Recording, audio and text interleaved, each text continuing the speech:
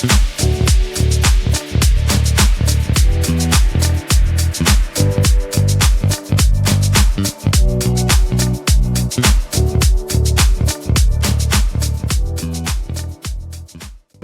Timing setting பார்க்கலாம் எப்படி இருக்குன்னு பாருங்கள்.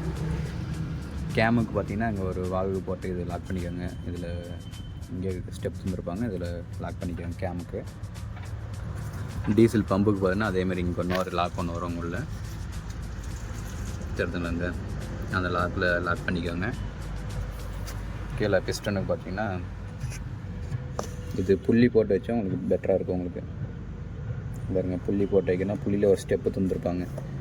இந்த ஸ்டெப்பும் இந்த மார்க்கும் கரெக்டாக இருக்குதுதான் உங்களுக்கு டைமிங் ஓகே. நீங்கள் மேனுவலாக வச்சிங்கன்னா அது அந்த புள்ளியில் புள்ளியில் வச்சிங்கன்னா உங்களுக்கு அந்த டைமிங் கொஞ்சம் மாறி இருக்கும்.